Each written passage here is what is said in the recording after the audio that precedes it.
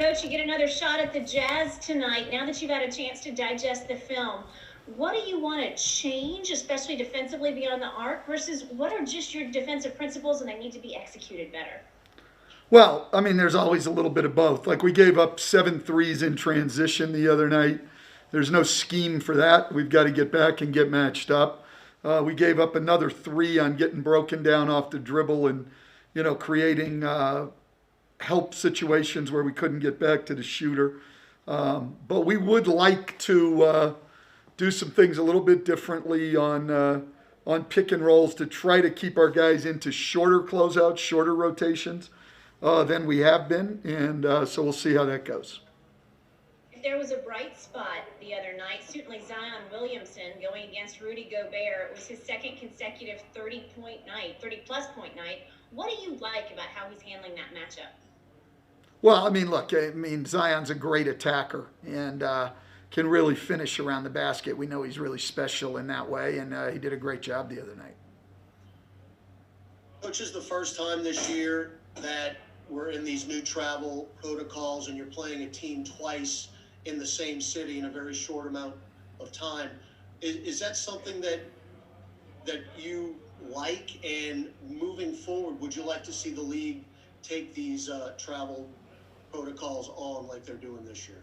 Hey, Todd, anytime I can spend 4 straight nights in Salt Lake City, yeah, I'm all for it. It's absolutely fantastic. As far as Utah, during their winning streak, their offense has gotten a lot of pub as far as making threes, but their defense has been very good as well. They're only giving up about 94 points per game. What has made them so tough on the defensive end? Well, look, I think that, they're one of the few teams that's a top 10 team in the league at both ends of the floor. And I think it goes to their size, 2 elite centers defensively, and Gobert, who's been a defensive player of the year, and Derek Favors, who everybody in New Orleans knows how good he is defensively. So they've always got an elite center, an elite rim protector in the game. They've got good overall size and a very smart, experienced team. These guys have been together and they've been at it a long time. Conley's a very experienced guy. Joe Ingles a very experienced guy. Royce O'Neal's been at it a while now. So is Bojan Bogdanovic. So, these guys are experienced, smart, tough, and extremely well coached. Quinn does as good a job as anybody in this league. Hey Stan, Christian Clark here at Goal.com. One of the things I think you mentioned the other night was just defending one-on-one, and that, to some extent, like, it doesn't matter what you do scheme. How much of that is just, I guess, a point of emphasis tonight of just, guarding one-on-one on the perimeter? Well, yeah, no, it is. But let's, as I say to the players all the time, this is truly a group effort. And so we do have to alter schemes and things as necessary to give them a better chance. And we continue to try to do that. And then they've got to do a better, more determined job individually. And if we put those things together, then we've got a chance to be good. Hey, Coach, I know we asked a lot about the threes you guys are giving up on defense.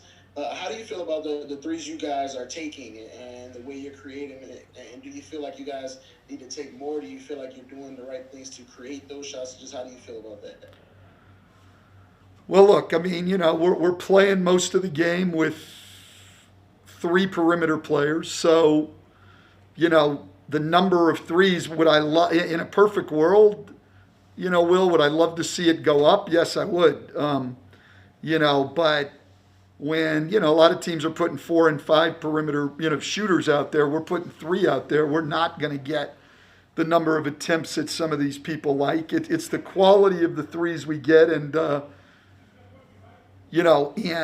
ability to knock them down. And so it's sort of a mixed bag right now. Would you like to take more of them? Yeah, but not when you're shooting 6 for 26. So, it's both. We've got to shoot them better.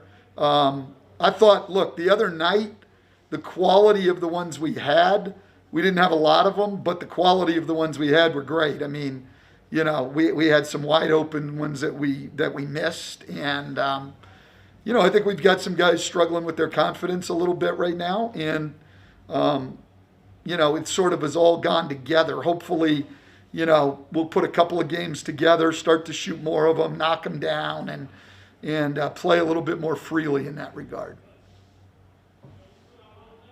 Hey Stan, you knew Keon Dooling when he was a player, and now he's done so much obviously for and in and around the league over the years, but now he's on the sideline as an assistant with the Jazz. I'm wondering, was there anything that you saw from him when he was a player that led you to think that he would move into this kind of a role? I didn't know what he would do. I coached Keon twice, both in Miami and in Orlando. One of the all-time great teammates, and he was doing things for players in the league while he was still a player. Hell, he was doing stuff for coaches in the league. He's one of the most uplifting people you can ever be around. And if you know his story, he's coming out of some very, you know, he had some very tough experiences growing up, and yet remained a very, very positive person toward others. Just an inspirational guy. And so I didn't know what he would go into. I knew whatever it was, he would help people. And I'm really happy that he's working with players, because he'll be an extremely positive influence on anyone he touches. Always has been, always will be. Hey, Coach, it's Andrew from ESPN. With this road trip still continuing, what have you guys tried to do with the new protocols to I guess, get those players out of their rooms, even for just a little bit? Is there anything you can do right now? There's not much. I mean, you can get them out of their rooms, but you can't really get them out of the hotel. So, no, there's not a whole lot to do, and we have the longest road trip, I think, of anyone in the first half of this season, and you know, it just doesn't feel like it's ever going to end. I know it is in 3 days, but, you know, it just doesn't feel like it's ever going to end. Like, I asked somebody today, where is it we live? You know, I mean, it just, we haven't been there in so long. And it's, yeah, when you can't go anywhere, I mean, every minute I'm not at practice or in a staff meeting, I'm just sitting in a hotel room in the Grand America Hotel. You know, it's tough. You're pretty isolated, and I feel for our players.